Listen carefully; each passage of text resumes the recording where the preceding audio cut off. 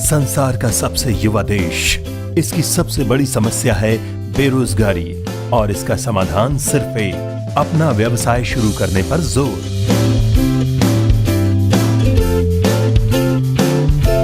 पर क्या हमारे देश में आसानी से कारोबार किया जा सकता है? क्या हमारे देश में व्यापार सहज है? आज इस विषय पर विचार करें। तमन्ना हर दिल में होती है मुश्किलों में जीत जाने की, पर कुछ खास में ही ताकत होती है जर्रे को आफताब बनाने की। आपकी इसी चाहत को पंख लगाने के लिए हमने शुरुआत की है अपनी खास पेशकश बिजनेस इनसाइट की, जिसमें मैं हूं आपकी अपनी एंकर नमिता सचदेव। दोस्तों, ये शो हर उस व्यक्ति का है जो अपनी मंजिल खुद तय करना चाहता है। ये शो समाज के हर वर्ग, हर तबके का है। हर उस इंसान के लिए है ये शो जो अपने बलबूते पर अपने बिजनेस की शुरुआत करना चाहता है। तो अपने बिजनेस के सपने को पूरा करने की दिशा में आपके सबसे पहले कदम में आपका साथ देने के लिए हाजिर हैं वो जो देश के सबसे बड़े मोटिवेटर हैं, साथ ही साथ युवा एंटरप्रेन्योर के प्रेरणा स्रोत हैं। वो धागा है जो इंडिया के बिजनेस को यूरोप तक जोड़ के रखता है। इनफैक्ट वो गुरु हैं जो अपनी लिखी किताबों के जरिए देश के करोड़ों लोगों के दिल और दिमाग में बसते हैं। The one and only our show mentor Shri Sunil Kumar Gupta ji. Sir, आपका बहुत बहुत अभिनंदन आपके अपने शो में। धन्यवाद। तो जैसे कि अभी अभी हमने देखा कि बिजनेस करना, अपना व्यापार शुरू करना हर किसी का सपना होता है, लेकिन सर उतना आसान नहीं होता। बहुत सारे चैलेंजेस होते हैं, मुश्किलें होती हैं, तो उसके लिए ज़रूरत होती है कुछ सहूलियतों की। तो आज हम अपने शो में बात करने वाले हैं ईज ऑफ डूइंग के बारे में। सबसे पहले जानना चाहूंगी आपसे कि ईज ऑफ डूइंग आखिर है क्या? बड़ा अच्छा प्रश्न किया आपने। ईज ऑफ डूइंग का मतलब है कि कोई भी युवा या कोई भी व्यक्ति जब कोई अपना बिजनेस शुरू करना चाहता है, अपना कोई मैन्युफैक्चरिंग यूनिट लगाना चाहता है या अपनी कोई शॉप खोलना चाहता है, कोई ट्रेडिंग करना चाहता है या कोई सर्विस प्रोवाइड करना चाहता है, तो उसको कितनी सहूलियत है। तो इसको देखने के लिए वर्ल्ड बैंक एक रिपोर्ट तैयार करता है जो कि करीब 189 कंट्रीज की करता है। तो उसमें यदि हम देखते हैं तो भारत का स्थान बहुत पीछे है। 2015 में हम 142वें नंबर पे थे, 142nd नंबर पे थे, मतलब कि पाकिस्तान और बांग्लादेश भी हमारे से आगे था। अच्छा। ईज ऑफ डूइंग में। लेकिन उसके बाद जो नेक्स्ट वर्ल्ड बैंक की रिपोर्ट आई है 2016 की, उसमें हम 130 में रैंक में आ गए हैं। जैसे सिंगापुर नंबर 1 पे है, मतलब कि वहां पर बिजनेस करने की बहुत सहूलियत है। तो हमारा देश बहुत पीछे है, मतलब व्यापार करना थोड़ा मुश्किल है, जिसके लिए नई सरकार बहुत कोशिश कर रही है।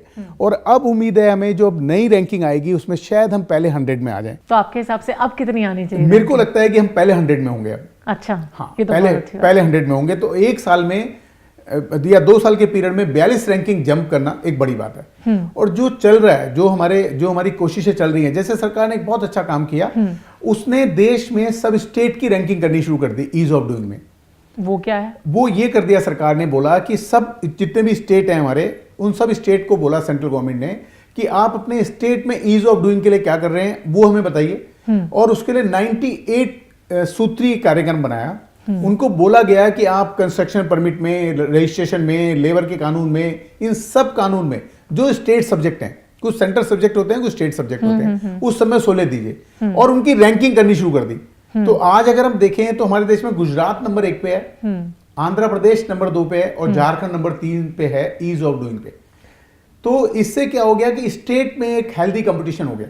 हर स्टेट चाहता है कि ईज ऑफ डूइंग में मैं इतनी सहूलियत दे दूं कि ईज ऑफ डूइंग में जो डोमेस्टिक इन्वेस्टर है वो मेरी स्टेट में आए या जो बाहर से इन्वेस्टर है वो मेरी स्टेट में आए। लेकिन यहाँ पे बात करना चाहूंगी कि रैंकिंग आखिर होती क्या है, कैसे डिसाइड की जाती है? देखिए, रैंकिंग डिसाइड करने के 11 पैरामीटर्स होते हैं। तो आप और हम मिलकर कोशिश करते हैं। पहला पॉइंट है कि बिजनेस स्टार्ट करना कितना मुश्किल है या आसान है। दूसरा पॉइंट होता है कंस्ट्रक्शन परमिट, मतलब कि जब बिल्डिंग बनाना चाहते हैं तो उसको मैप अप्रूव करना कितना मुश्किल या आसान है। तीसरा हो गया बिजली लगना, गेटिंग इलेक्ट्रिसिटी, कि इलेक्ट्रिसिटी कितनी जल्दी लगेगी या कितनी लेट मिलेगी। उसके बाद हो गया रजिस्ट्रिंग ऑफ प्रॉपर्टी, की जो प्रॉपर्टी आप खरीदेंगे उसका रजिस्ट्रेशन कितना मुश्किल है। पहले बड़ा मुश्किल होता था हमारे देश में, आपको ध्यान हो तो रजिस्ट्रेशन प्रॉपर्टी का कैसे है। उसके बाद हो गया पेइंग टैक्सेस, कि टैक्सेस आप कैसे हैं देश में और आप कैसे देते हैं, देने का तरीका क्या है। उसके बाद क्रेडिट मिलना, फाइनेंस मिलना, मतलब कि आपको बिजनेस कर रहे हैं तो उसको क्रेडिट कितनी जल्दी या देर में आपको कैसे मिलता है। उसके बाद हो गया माइनॉरिटी इंटरेस्ट, कि किसी बिजनेस में मान लीजिए एक टेक्नोक्रेट है वो माइनॉरिटी में है और एक बिजनेसमैन है वो मेजोरिटी में है, तो माइनॉरिटी वाले का इंटरेस्ट प्रोटेक्ट होगा कि नहीं होगा। उसके बाद अक्रॉस बॉर्डर ट्रांजैक्शन, कि अगर मैं इंडिया से यूरोप माल भेजना है या यूएस माल भेजना चाहता हूँ या एक स्टेट से दूसरे स्टेट में भेजना चाहता हूँ तो कितनी सहूलियतें हैं या कितना मुश्किल है। और हमारे देश में इंसॉल्वेंसी एक्ट क्या है कि ऐसा तो नहीं बिजनेस मैंने शुरू किया, फंस गया, फिर मेरे को बिजनेस में एग्जिट करना मुश्किल हो जाए। उसके बाद लेबर कानून कैसे हैं कि हमारे देश में लेबर कानून कैसे हैं कि लेबर से, क्योंकि आप जब भी कोई बिजनेस करेंगे लेबर रखनी पड़ेगी, तो उससे संबंधित कानून कैसे हैं। कितने पॉइंट हो गए? 10 पॉइंट हो गया। 11वां पॉइंट है इन्फोर्सिंग कॉन्ट्रैक्ट, क्योंकि जब भी कोई बिजनेस करता है तो आपस में दो लोग कोई ना कोई कॉन्ट्रैक्ट एग्रीमेंट साइन करते हैं, उसको इन्फोर्स करना कितना मुश्किल या आसान है, जो कि हमारे देश में आज की डेट में, पहले बहुत मुश्किल होता था, आज फिर भी काफ़ी ईजी हो गया है, लेकिन इसे और ईजी करने की जरूरत है। तो ये 11 पैरामीटर्स हैं जो बिजनेस को इफेक्ट करते हैं कि मतलब अगर हमें देखना हो कि बिजनेस करने की कितनी सहूलियतें हैं, तो ये 11 पॉइंट यदि मैं देखूंगा, कहीं बिजनेस करने जाऊंगा, ये 11 पॉइंट मुझे लगेगा ठीक है, तो मुझे लगेगा बिजनेस करना आसान है।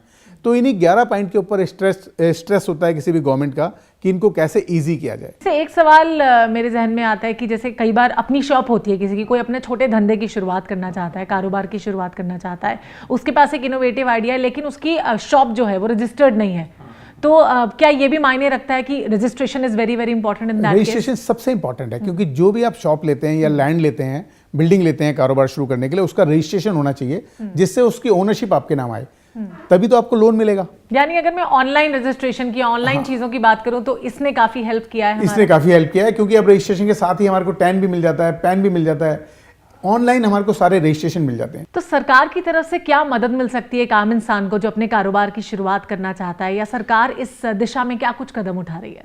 सरकार ने बहुत सारे कदम उठाए हैं जी। जैसा कि मैं बताना चाहूँगा, पहला कदम है कि अब आप जब भी कारोबार शुरू करते हैं, अपनी कंपनी बनाते हैं, तो वो एक दिन में बन जाती है। अच्छा। और उसी के साथ आपको अलग अलग स्टेट में अलग अलग तरीके से इंटीग्रेट किया गया है। उसी के साथ एक ई-विज प्लेटफॉर्म बनाया गया है।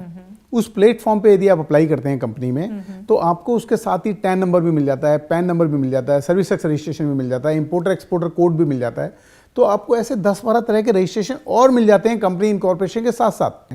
तो सिंगल विंडो के तहत वो सारे रजिस्ट्रेशन होते हैं। तो ये एक बहुत बड़ी सहूलियत दे रही है। उसके बाद अक्रॉस बॉर्डर ट्रांजैक्शन की, अगर मैं इंडिया से यूरोप माल भेजना है या यूएस माल भेजना चाहता हूँ, या एक स्टेट से दूसरे स्टेट में भेजना चाहता हूँ, तो कितनी सहूलियतें हैं या कितना मुश्किल है। और हमारे देश में इंसॉल्वेंसी एक्ट क्या है कि ऐसा तो नहीं बिजनेस मैंने शुरू किया, फंस गया, फिर मेरे को बिजनेस में एग्जिट करना मुश्किल हो जाए। उसके बाद लेबर कानून कैसे हैं कि हमारे देश में लेबर कानून कैसे हैं कि लेबर से, क्योंकि आप जब भी कोई बिजनेस करेंगे लेबर रखनी पड़ेगी, तो उससे संबंधित कानून कैसे हैं। तो ये 11 पॉइंट यदि मैं देखूंगा, कहीं बिजनेस करने जाऊंगा, ये 11 पॉइंट मुझे लगेगा ठीक है, तो मुझे लगेगा बिजनेस करना आसान है। थोड़ी सी देर में आपने इतना कुछ बताया बिजनेस के बारे में, गवर्नमेंट क्या सहूलियतें दे रही है ईज ऑफ डूइंग के लिए, तो अभी हम और भी बहुत कुछ जानेंगे यहाँ पे सुनील कुमार गुप्ता जी से। आप बने रहिए हमारे साथ, बिकॉज शो में वक्त हो गया एक छोटा सा ब्रेक लेने का। हाजिर होंगे इस ब्रेक के बाद।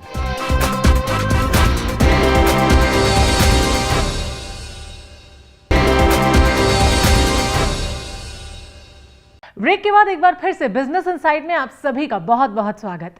दोस्तों, जब जब जग उस पर हंसा है, तब तब उसी ने इतिहास रचा है। कुछ ऐसा ही कर दिखाया हमारे आज के आने वाले गेस्ट ऑफ द डे ने, जिन्होंने कंप्यूटर इनोवेशन की दुनिया में कुछ ऐसा अद्भुत कर दिखाया जिसका रिजल्ट है मेट्रो टोकन गाइडी मैकेनिज्म। उम्र महज 36 वर्ष, कंप्यूटर में इतनी महारत कि बड़े बड़े हार मान जाएं।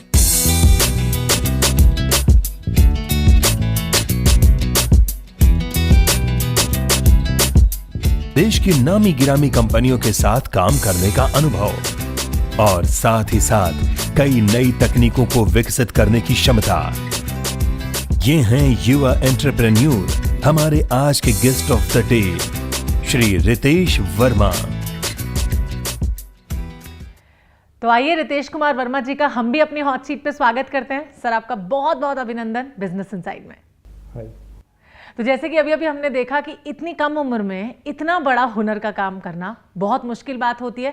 मतलब मैं ये कहूँ कि हमारे देश में टैलेंट की कोई उम्र नहीं है, तो कुछ गलत नहीं होगा। सर, अभी अभी ब्रेक से पहले मैं सर से बातें कर रही थी, कुछ चर्चा कर रही थी इसी पर कि ईज ऑफ डूइंग हमारे देश में कितना इंपॉर्टेंट है आपके मुताबिक। देखिए, मैंने बिजनेस स्टार्ट किया था लगभग 6 साल पहले जी।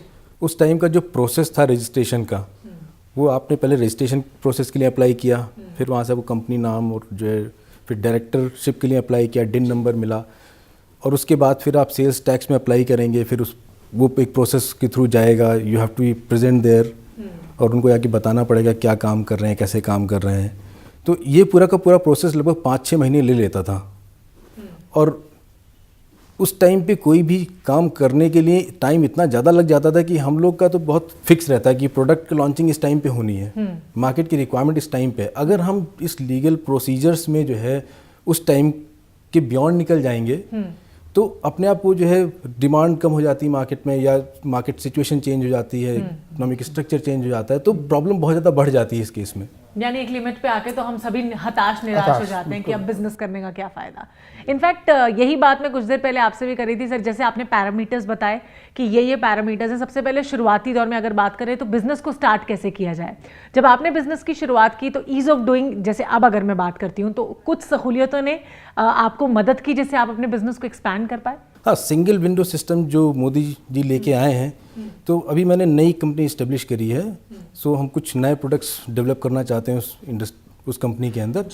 तो ये सिंगल विंडो सिस्टम की वजह से जो प्रोसीजर है काफ़ी कम हो गए, नंबर ऑफ डॉक्यूमेंट्स की रिक्वायरमेंट कम हो गई, जिसकी वजह से हमने लगभग 3 से 4 दिन के अंदर जो है कंपनी रजिस्टर भी कर ली, फॉर्म भी हो गया, ट्रेडमार्क भी रजिस्टर हो गया, हमको सेल्स टैक्स के अंदर भी रजिस्ट्री में हो गई, टिन नंबर भी हमको मिल गया। तो बहुत शॉर्ट ड्यूरेशन ऑफ टाइम में हमारा पूरा काम हो गया, मतलब 5 महीने का काम समझ लीजिए 5 दिन में खत्म हो गया। अच्छा, जैसे मैं बात करती हूँ एक बिजनेस की, तो उसमें टैक्सेस का बहुत इंपॉर्टेंट रोल होता है, और मुझे लगता है कि हमारे देश में जो टैक्सेस का सिस्टम है वो बहुत लेंदी सिस्टम है। इनफैक्ट वो 1-2 दिन में सॉल्व होने वाला नहीं है। तो क्या आप भी प्रॉब्लम्स फेस करते हैं उससे? इंडिया का टैक्स का जो स्ट्रक्चर है बहुत ज़्यादा कॉम्प्लिकेटेड है। डिफरेंट स्टेट्स में डिफरेंट टैक्स स्ट्रक्चर्स हैं। सेंट्रल का अपना अलग टैक्स स्ट्रक्चर है। हम लोग को सब जगह स्टेट्स को टैक्स स्ट्रक्चर देखना पड़ता है, फिर कौन से स्टेट में मैं सामान बेच रहा हूँ, कहाँ पे भेजना है, कहाँ से खरीद रहा हूँ, उसके ऊपर पूरा टैक्स सिस्टम जो है हमें स्टडी करना पड़ता है। वो एक अपने आप टाइम कंज्यूमिंग प्रोसेस है। दूसरा ये है कि हमारे यहाँ जो लीगल सिस्टम है वो बहुत टाइम ले लेता है किसी कॉन्ट्रैक्ट को जो है कंक्लूजन पे पहुँचाने में। अब मान लीजिए किसी भी कंपनी के साथ या किसी एम्प्लॉय के साथ हमारा जो कॉन्ट्रैक्ट ब्रीच होता है, अगर वो जो है 4, 5 या इवन 10 साल ले लेता है, तो देयर इज़ नो पॉइंट हम उसको उस कॉन्ट्रैक्ट के लिए लड़ने की बजाय हम प्रोडक्ट इनोवेशन में फर्दर मूव करें। तो फिर इट्स बेटर कि आप उसको छोड़ ही दीजिए। एग्जैक्टली। यहाँ पे मैं आपसे 2 सवाल करना चाहूंगी सर। जैसे कि अभी इन्होंने कहा टैक्सेस का जो स्ट्रक्चर है वो बहुत ज़्यादा इनफैक्ट कॉम्प्लिकेटेड है, एक आम इंसान के लिए समझना नेक्स्ट टू इम्पॉसिबल हो जाता है। तो क्या इसमें भी हमारी सरकार कुछ और सहूलियतें ऐड ऑन कर रही है? बिल्कुल, जैसा मैंने बताया था, एक पैरामीटर है पेइंग टैक्सेस, जो 11 पैरामीटर्स बताए थे। जीएसटी आने के बाद एक कानून हो जाएगा कि जब आप एक स्टेट से दूसरे स्टेट में माल भेजते हैं तो आपको सहूलियत होगी। अभी उसमें बहुत दिक्कत है क्योंकि जो सेल टैक्स है वो स्टेट सब्जेक्ट है, सर्विस टैक्स जो है वो सेंट्रल सब्जेक्ट है। तो फिर एक एक्ट बन जाएगा जीएसटी जिसे बोलते हैं, गुड्स एंड सर्विसेज टैक्स, जिससे कि बिजनेस को बहुत सहूलियत मिलेगी, आपको बिजनेस करने में बहुत आराम मिलेगा, हमारी इकोनॉमी को बहुत बड़ा बूस्ट मिलेगा। क्या ये जो जीएसटी आने वाला है ये आपने कहा कि अच्छा होगा, बट देन इसे भी ऑब्टेन करना 1-2 दिनों में हो जाएगा? नहीं, ये सब ऑनलाइन सिस्टम बन रहा है, इसमें आपको ऑनलाइन सुविधा होगी सारी, आप ऑनलाइन ही अप्लाई करेंगे, ऑनलाइन ही रिटर्न फाइल करेंगे, सब कुछ ऑनलाइन होगा। मैं आपसे जानना चाहूंगी कि ये जो सहूलियतों की अभी हमने बात की, सरकार की तरफ से इनिशिएटिव्स लिए जा रहे हैं, कुछ और एड ऑन्स किए जा रहे हैं ईज ऑफ डूइंग के लिए, आपको लगता है कि सच में अगर मैं रियलिटी की बात करती हूँ, बिजनेस में इनसे मदद मिल सकती है आपको? डेफिनेटली इससे बिजनेस में मदद मिलेगी हमें। हम लोग पेटेंट फाइल करते हैं, पेटेंट फाइल करने में हमको पेटेंट मिलने में पहले जो है 3 साल लग जाते थे इंडिया में, फिर 2 साल हो गया है। हम चाहते हैं कि जैसे कि 1 साल में पेटेंट फाइल हो जाए, जैसे कि यूरोपियन यूनियन में या जो है यूएस के अंदर जो है आपको 1 साल के अंदर पेटेंट मिल जाता है। सिंगल विंडो सिस्टम आ तो गया है, लेकिन अभी भी जो इन्फॉर्मेशन है, इन्फॉर्मेशन की अवेलेबिलिटी है, वो अभी उतनी ईजिली अवेलेबल नहीं है। तो इसका इन्फॉर्मेशन डिसिपेशन भी एक बहुत इंपॉर्टेंट फैक्टर इसके अंदर। यही आइए जान लेते हैं सुनील जी से कि क्या गवर्नमेंट इस दिशा में भी कुछ कर रही है? देखिए, बिल्कुल, जो जैसे जो कस्टम की बात बताई, जो इंपोर्ट करने में अभी कई तरह की ड्यूटीज हैं। हाँ। और उसमें डिपेंड करता है कि कौन सा गुड्स आप इंपोर्ट कर रहे हो। मान लीजिए सॉफ्टवेयर है तो उसके साथ हार्डवेयर है कि नहीं है, फिर उसमें आपने क्या करना है, तो उसके ऊपर वो जीएसटी आने के बाद सहूलियत मिलने वाली है। जैसे कि हम अभी जिक्र कर रहे थे कि 11 पॉइंट में गेटिंग क्रेडिट भी एक पॉइंट है हमारा, लेकिन उसमें आज हमारी रैंकिंग 42वें नंबर पे है। हम ओवरऑल रैंकिंग में 130वें नंबर पे हैं, लेकिन गेटिंग क्रेडिट में 42वें नंबर पे हैं, बहुत पीछे नहीं है। लेकिन हाँ, फिर भी क्रेडिट मिलना थोड़ा मुश्किल है। मुश्किल क्यों है, इसकी वजह भी आपसे पूछूंगी, और इसको मतलब सही करने के लिए क्या कुछ किया जा रहा है, कौन से स्टेप्स उठाए जा रहे हैं, इसके बारे में भी बात करेंगे। लेकिन यहाँ पर एक छोटे से ब्रेक का वक्त हो गया है, आप कहीं मत जाइए, देखते रहिए हमारी खास पेशकश बिजनेस इनसाइट।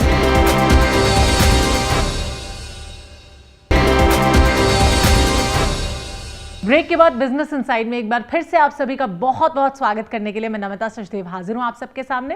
वैसे सरकार ने भी ना बहुत सारे पॉजिटिव कदम उठाए हैं जिससे आप और हम अपना कारोबार शुरू कर सकते हैं, वो भी अपने खुद के बलबूते पर, जैसे कि हम शुरुआत में बात कर रहे थे। सर, मैं मानती हूँ कि बहुत सारी मुश्किलें हैं कि अपने बिजनेस को शुरू करने में, और जैसे ब्रेक में जाने से पहले एक सवाल हम छोड़ कर गए कि क्यों हमारे देश में लोन मिलना इतना मुश्किल है। देखिए, मैं ये कहना चाहूँगा कि हमारे देश में बाकी देश के कंपैरिजन में लोन मिलना उतना मुश्किल नहीं है, लेकिन हाँ फिर भी मुश्किल है, उतना आसान भी नहीं है जी। तो इसमें दो तरह की सहूलियतें हैं। देखिए, यदि आपका छोटा व्यवसाय है तो या आपने कोई इनोवेशन किया है, तो अगर आपके पास कोई इनोवेशन है, कोई नया आइडिया है, तो हमारे देश में बहुत सारे इंक्यूबेटर्स होते हैं। आप अपना आइडिया इंक्यूबेटर्स को दें, अगर वो आपका आइडिया अप्रूव करता है तो आपको फाइनेंस की दिक्कत नहीं है और इन्वेस्टर्स की दिक्कत भी नहीं है। लेकिन अगर आपके पास कोई बिल्कुल नया आइडिया नहीं है, लेकिन कोई ऑलरेडी जो एग्जिस्टिंग आइडिया है उसी में आप अपना कोई बिजनेस करना चाहते हैं या कोई सर्विस प्रोवाइड करना चाहते हैं, तो अगर आपका लोन कम है तो उसमें बहुत सारी स्कीम है। जैसे कि अगर आप 10 लाख तक लेना चाहते हैं तो मुद्रा है जी। अगर आप 25 लाख तक लेना चाहते हैं तो prime minister employment generation programme है। अच्छा रितेश जी, आपका तो बड़ा ही इनोवेटिव आइडिया था ये टोकन कार्ड सिस्टम का, मेट्रो के कंप्यूटर इनोवेशन की दुनिया में इतना बड़ा कार्य आपने कर दिखाया। क्या उस वक्त आपको इस सब के बारे में नॉलेज नहीं थी कि इस तरह के लोन्स भी आगे चलकर मिल सकते हैं? जैसे आपने कहा कि लोन मिलने में बड़ी परेशानी। हमारी कंपनी का प्राइम फोकस प्रोडक्ट डेवलपमेंट पे है और रिसर्च एंड डेवलपमेंट पे है। सो मेरा मोटिव बहुत ही क्लियर है, सिंपल है, make in India for India by India. So इसको ध्यान में रखते हुए हम ये सारी टेक्नोलॉजी को अब इंडिया में डेवलप कर रहे हैं और इंडिजनाइज कर रहे हैं सभी को, और अब पूरा का पूरा डेवलपमेंट बेसिकली जो ऑटोमेटिक फेयर कलेक्शन सिस्टम के इक्विपमेंट्स हैं हम अब पूरे के पूरे इंडिया में बना रहे हैं। फ्रॉम इलेक्ट्रॉनिक्स, मैकेनिकल, सॉफ्टवेयर, सब कुछ हम यहाँ इंडिया में कर रहे हैं। अच्छा, यहाँ पे आपसे भी जानना चाहूंगी सर कि जैसे इन्होंने बात की कि make in India for India by India, इनका ये पूरा मोटिव है, फोकस है बिजनेस का। आपके हिसाब से ease of doing business make in India से इसका क्या रिलेशन है? बहुत गहरा संबंध है, दोनों एक दूसरे के बगैर अधूरे हैं। देखिए, ईज ऑफ डूइंग, बिजनेस करने की सहूलियत, अगर बिजनेस करने की सहूलियत होगी तो ही मेक इन इंडिया सक्सेसफुल होगा। देखिए, क्योंकि हमारा देश बड़ा विशाल, जिसमें सबसे ज्यादा युवा रहते हैं, तो उनको क्या रोजगार तो चाहिए। रोजगार कब मिलेगा? जबकि यहाँ मैन्युफैक्चरिंग यूनिट लगेंगे। अगर मैन्युफैक्चरिंग यूनिट नहीं लगेंगे तो उनको रोजगार नहीं मिलेगा, तो वैसे ही देश नहीं चल पाएगा। क्योंकि सोसाइटी का एक वर्ग, युवा वर्ग, अगर उसे आप काम नहीं दोगे, या तो वो अपना व्यवसाय करे या वो कहीं जॉब करे, नहीं तो क्या करेगा, वो समाज के लिए कोई ना कोई कठिनाई पैदा करेगा। बिल्कुल। रितेश जी, आपसे भी जानना चाहूंगी और आपसे भी सुनील जी कि मेक इन इंडिया जो है, अगर जैसे सर ने बहुत अच्छी अच्छी बातें कही अभी, उससे एक एंथू बढ़ जाता है, एनकरेजमेंट मिल जाता है अपना बिजनेस के सपने को साकार करने का, तो मेक इन इंडिया से एक आम इंसान को या फिर आपके या किसी भी बिजनेसमैन को क्या बेनिफिट मिल सकता है? मेक इन इंडिया की प्रमोशन की वजह से अब एवरीबडी कैन स्टार्ट थिंकिंग कि मैं भी बिजनेस कर सकता हूँ। इनिशियली क्या था कि ग्रुप में बहुत से लोग जो है यंग एंटरप्रेन्योर बनना चाहते हैं, कुछ ओपन करना चाहते हैं, पर उनको या तो इन्फॉर्मेशन की एक्सेस नहीं थी, या प्रोसीजर बहुत ज़्यादा लंबा था, या उनको पता ही नहीं था हमें स्टार्ट कैसे करना है। अब उनको पता है मेक इन इंडिया, और जैसे उन्होंने मोदी जी ने स्टार्ट किया स्टार्टअप इंडिया, सो अब जो है we are very much motivated, people are motivated कि हम अब अपना बिजनेस शुरू कर सकते हैं। अब सिंगल पॉइंट ऑफ कॉन्टैक्ट से सब कुछ स्टार्ट कर सकते हैं। तो अब जो है ज़्यादा से ज़्यादा लोग इस डायरेक्शन में सोच रहे हैं कि हम बिजनेस करेंगे। They are ready to take risk now, क्योंकि उसमें सरकार की हमें मदद मिल सकती है। तो एक सपोर्ट की, सहारे की जो जरूरत थी, वो कमी सरकार यहाँ पर पूरा करने की पूरी कोशिश भी कर रही है। आपके हिसाब से Sunil ji, make in India एक आम इंसान को कैसे बेनिफिट कर सकता है? देखिए, आम इंसान के लिए यही है मेक इन इंडिया, क्योंकि जो हमारे देश का आम इंसान है, जो आम युवा है हमारे देश का, जो कि कस्बों में और विलेजेस में और गांव में रहता है, उसको कोई सहूलियत नहीं थी। वो सोचता था मैं करूं क्या, कैसे बिजनेस करूं, क्योंकि बिजनेस करना है तो मैं बड़े शहर में जाऊंगा तो कंसल्टेंट मिल जाएगा मुझे, तो वहाँ कंसल्टेंट मिलेगा तो कर लूंगा। छोटे शहर में तो कैसे मिलेगा, कंसल्टेंट भी नहीं है, बिजनेस कैसे करेगा, कैसे कंपनी बनाएगा। लेकिन अब सब कुछ ऑनलाइन है, सब कुछ डिजिटाइजेशन सब चीज़ों का हो चुका है, तो आप कंपनी घर बैठे बना सकते हैं, रजिस्ट्रेशन घर बैठे हो सकते हैं, और मार्केटिंग भी आप घर बैठे कर सकते हैं ऑनलाइन। तो यदि आप कस्बे में बैठ के भी कोई चीज़ बना रहे हैं और उसकी मार्केटिंग करना चाहते हैं तो भी हो जाएगी। तो ये जो मेक इन इंडिया है, इससे आम इंसान को ही फायदा है। तो ये तो बहुत अच्छी बात है, और भी बहुत सारी बातें जानेंगे, और आपसे सिग्नेचर कमेंट अभी लेंगे, आपसे भी बहुत कुछ जानेंगे। लेकिन यहाँ पर वक्त हो गया एक छोटा सा और ब्रेक लेने का। आप कहीं मत जाइए, बिकॉज बहुत इंपॉर्टेंट और बहुत ही बढ़िया सिग्नेचर कमेंट आने वाला है सुनील कुमार गुप्ता जी का। बने रहिए बिजनेस इनसाइट के साथ।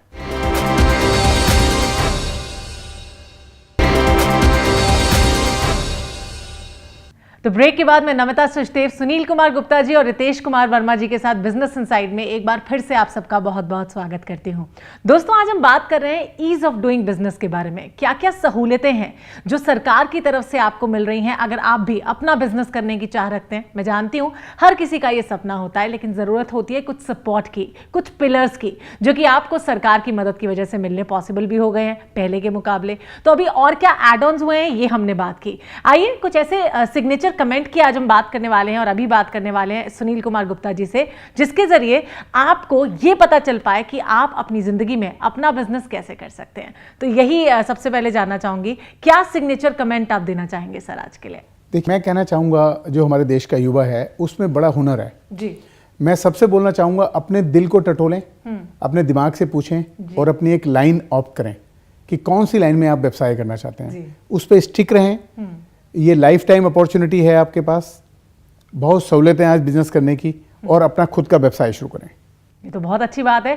यानी जिंदगी में फोकस्ड होना बहुत इंपॉर्टेंट है। आपको ये खुद ही चूज करना होगा कि आप किस तरह का बिजनेस करना चाहते हैं। ऐसा नहीं है कि अगर आप 50 जगह बिजनेस करना चाहेंगे तो 50 जगह आप सफल हो जाएंगे। सिर्फ एक जगह, एक पॉइंट ऑफ टाइम पर आप बिजनेस जरूर कर सकते हैं। यानी फोकस्ड रहिए। आपसे भी जानना चाहूंगी, क्या ओपिनियन देना चाहेंगे कि क्या चाहते हैं आप सरकार से आगे चलकर? सरकार से मैं रिपीट ही करूंगा, बेसिकली मैं make in India, by India, for India करना चाहता हूँ। जी हाँ, बिल्कुल सही। Make in India, for India, by India, यही आपके और हमारे लिए सबसे बड़ी सहूलियत हो सकती है। सर, हमारी एक रीत है, आप इसे कह सकते हैं कि ये मोमेंटो जो यहाँ पर रखा हुआ है वो मैं आपको दे देती हूँ, क्योंकि जो भी अतिथि हमारे यहाँ पर आते हैं उनको हम ये मोमेंटो एज अ प्रेजेंट देते हैं। श्योर। क्या बात है, very nice. And you can both have your seats please. तो भाई, ये शो आपका अपना शो है, आपका खुद का शो, जिसका मकसद है आप सबको सेल्फ डिपेंडेंट बनाना। तो चलिए जल्दी से आप हमें कॉल कीजिए, ईमेल कीजिए या फिर एफबी पेज पर टैग कीजिए। फोन नंबर्स, ईमेल आईडी और एफबी पेज का एड्रेस आपकी टीवी स्क्रीन पर नीचे की तरफ, जी हाँ, यहीं पर फ्लैश हो रहा है। और अगर आपको भी लगता है कि आप में एंटरप्रेन्योर बनने की चाहत है, वो हुनर है, तो ये हॉट सीट आपका इंतजार कर रही है। मिलेंगे आपसे अगले शुक्रवार इसी समय इसी जगह पर। तब तक इजाजत दीजिए। नमस्कार।